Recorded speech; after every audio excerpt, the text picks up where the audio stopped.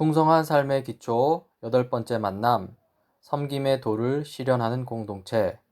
그 중에 세 번째 시간, 용서와 용납입니다. 공동체적 삶의 원리는 무엇인가 했을 때 섬김과 복종이죠. 리더들은 공동체 구성원들을 위해 희생하며 섬겨야 합니다. 그리고 리더를 따르는 자들은 리더의 권위를 인정하고 리더에게 복종해야 합니다. 그렇다면 이러한 섬김과 복종은 구체적으로 어떻게 우리의 삶에서 드러날까요? 네, 바로 용서와 용납을 통해 드러나는데요. 오늘 성경 공부를 통해 좀 살펴보고자 합니다. 먼저 서로 사랑하여라는 말씀을 살피고자 하는데요. 요한복음 13장 34절 35절입니다. 이제 나는 너희에게 새 계명을 준다. 서로 사랑하여라. 내가 너희를 사랑한 것 같이 너희도 서로 사랑하여라. 너희가 서로 사랑하면 모든 사람이 그것으로써 너희가 내 제자인 줄을 알게 될 것이다. 이 말씀에서 서로는 누구를 가리킬까요? 네, 먼저는 예수님의 12제자입니다. 예수님께서 12제자에게 하신 말씀이니까 그렇습니다. 그리고 더 넓게는 바로 우리 교회 공동체를 가리키죠. 즉, 서로 사랑하여라는 말씀은 교회의 지체들을 서로 사랑하라는 의미입니다. 이때 이 사랑은 구체적입니다. 오늘날 그리스도인들이 가까이 있는 사람은 사랑하지 않고요. 두루뭉술하게 모든 그리스도인을 사랑한다고 말하는데요. 그것은 사실 아무도 사랑하지 않는 것입니다. 먼저 구체적으로 내가 속한 교회의 지체들을 사랑해야 한다는 것이죠. 여기서 주의할 점은 목회자 의존증입니다. 오늘날 교회 공동체가 목회자에게 너무 심각하게 의존하는 것은 분명 문제입니다. 사람들은 목회자에게 사랑을 받기 원하지만 목회자 역시 사람들을 품는 데에는 한계가 있다는 것이죠. 그래서 오히려 성도들이 서로 사랑해야 합니다. 그러면서 사랑이 넘치는 공동체가 되는 것이죠. 자, 그러면 어떤 방식으로 서로 사랑할 수 있을까요? 네, 바로 용서와 용납입니다. 먼저 용서입니다. 공동체를 세우는 첫 번째 기둥이죠. 마태복음 18장 20절부터 22절입니다. 두세 사람이 내 이름으로 모여 있는 자리, 거기에 내가 그들 가운데 있다. 그때 베드로가 예수께 다가와서 말하였다. 주님, 내 형제가 나에게 자꾸 죄를 지으면 내가 몇 번이나 용서하여 주어야 합니까? 7번까지 하여야 합니까? 예수께서 대답하셨다. 7번만이 아니라 70번을 7번이라도 하여야 한다. 이 성경 구절에서 두세 사람이 내 이름으로 모여 있는 자리는 이 교회 공동체를 가리킵니다. 그리고 70번을 7번 용서하라는 말씀은 무한대로 끝없이 용서하라는 의미입니다. 여기서 우리는 어떻게 무한대로 용서할 수 있나 하고 문제 제기할 수 있죠. 이 문제 제기에 대해서 예수님께서는 마태복음 18장 23절부터 34절의 비유, 만달란트 빚진 자와 100데나리온 빚진 자 비유를 들려주십니다. 제가 해당 성경을 읽어보겠습니다. 그러므로 하늘나라는 마치 자기 종들과 샘을 가리려고 하는 어떤 왕과 같다. 왕이 샘을 가리기 시작하니 10,000달란트 빚진 종 하나가 왕 앞에 끌려왔다. 그런데 그는 빚을 갚을 돈이 없으므로 주인은 그 종에게 자신과 그 아내와 자녀들과 그가 가진 것을 모두 팔아서 갚으라고 명령하였다. 그랬더니 종이 그 앞에 무릎을 꿇고 참아 주십시오. 다 갚겠습니다. 하고 애원하였다. 주인은 그 종을 가엾게 여겨서 그를 놓아주고 빚을 없애주었다. 그러나 그 종은 나가서 자기에게 100데나리온 빚진 동료 하나를 만나자 붙들어서 멱살을 잡고 말하기를 내게 빚진 것을 갚아라 하였다. 그 동료는 엎드려 간청하였다. 참아주게 내가 갚겠네. 그러나 그는 들어주려 하지 않고 가서 그 동료를 감옥에 집어넣고 빚진 돈을 갚을 때까지 갇혀 있게 하였다. 다른 종들이 그 광경을 보고 매우 딱하게 여겨서 가서 주인에게 그 일을 다 일렀다. 그러자 주인이 그 종을 불러다 놓고 말하였다. 이 악한 종아, 네가 애원하기에 나는 너에게 그 빚을 다 없애주었다. 내가 너를 불쌍히 여긴 것처럼 너도 너의 동료를 불쌍히 여겼어야 할 것이 아니냐. 주인이 노하여 그를 형무소 관리에게 넘겨주고 빚진 것을 다 갚을 때까지 가두어 두게 하였다. 자, 이 비유에서 이 10,000달란트 빌려준 주인 왕은 하나님입니다. 그리고 10,000달란트 빚진 자는 나 자신이죠. 한편 100데나리온을 빌려준 자는 나 자신이고요. 그리고 100데나리온을 빚진 자는 나의 교회의 내 형제입니다. 여기서 10,000달란트는 15만 년의 품삯에 해당하는데요.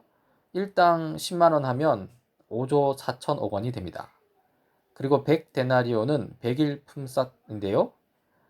일당 10만 원 하면 1000만 원이 됩니다. 이 10,000달란트와 100데나리온 비교할 수 있는 게 아니죠. 오늘 읽은 이 비유를 정리해 보자면 나는 하나님께 5조 4천억 원을 빌렸지만 탕감받았다. 하지만 내 형제가 나에게 1,000만 원을 빌렸지만 탕감해 주지는 않았다는 것이죠. 더 분명하게 말하자면 내가 하나님께 저지른 엄청난 죄를 나는 모두 용서받았다. 하지만 내 형제가 내게 저지른 약간의 죄를 나는 용서하지 않았다는 것입니다. 자, 이러면 질문이 나오지요. 예수님의 십자가 희생을 통하여서 나는 나의 무한한 죄를 용서받았는데 왜 나는 나에게 약간의 죄 지은 형제를 용서해 주지 못하는가 하는 것입니다. 그리고 그 이유는요. 하나님 앞에 저지른 나의 죄가 심각하지 않았다고 여기기 때문입니다. 나의 죄 때문에 예수님께서 십자가에 못 박히셨음을 기억해야 합니다. 그 정도로 나의 죄는 매우 심각한 것입니다. 그렇게 심각한데도 불구하고 용서를 받은 것이죠. 그런데 왜 형제를 용서하지 못하는가? 이 스스로에게 되물어야 합니다. 이 마태복음 18장 35절에서 이 경고의 말씀을 하시는데요.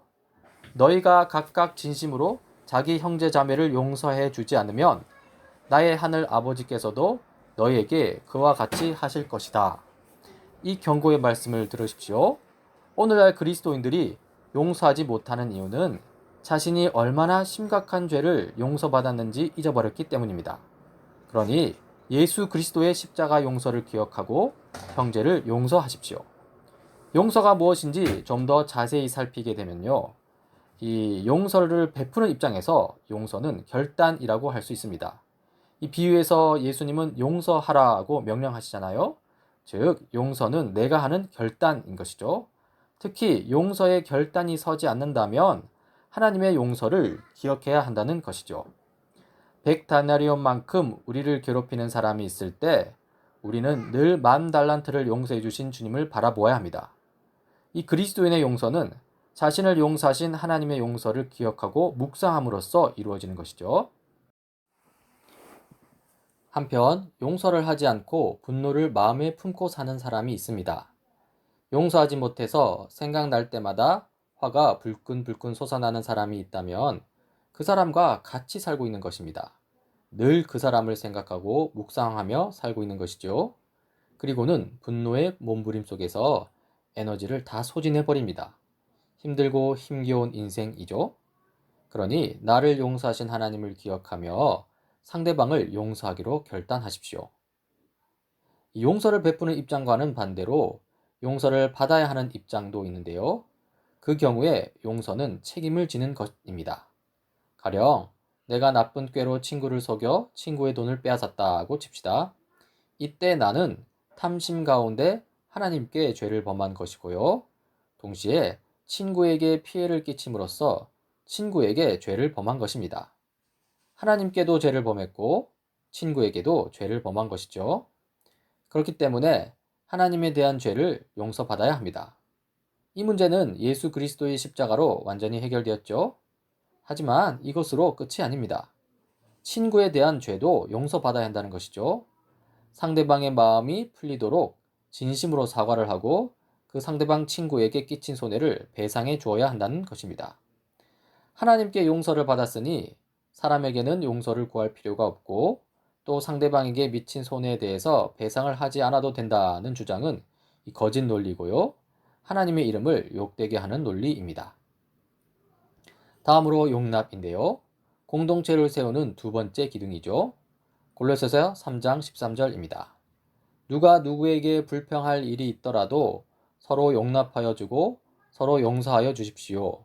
주님께서 여러분을 용서하신 것과 같이 여러분도 서로 용서하십시오. 이 용서는요, 나에게 잘못한 것을 탕감해 주는 것입니다. 나에게 저지른 죄를 없애주고 잊어버리는 것입니다. 그리고 용납은요, 나와 다른 면을 받아들이는 것입니다. 이 소극적 용납이 있습니다. 나와 다른 성품을 받아들이는 것이죠. 이 다른 것은 틀린 것이 아니라 그저 다를 뿐입니다. 우리는 이 다름을 받아들여야 합니다. 마음의 그릇이 좁은 사람일수록 용납을 잘 하지 못합니다. 자기 스타일만 고집하며 유유상종하죠? 그러나 예수님을 알아가면서 그릇이 점점 커지기 시작하면 자기와 다른 사람들을 품기 시작합니다. 참된 공동체에는 서로를 품는 용납이 있는 공동체입니다. 그리고 적극적 용납이 있습니다. 이 다른 성품을 칭찬하는 것이죠. 다름을 받아들일 뿐 아니라 오히려 기뻐하고 축하하는 것입니다.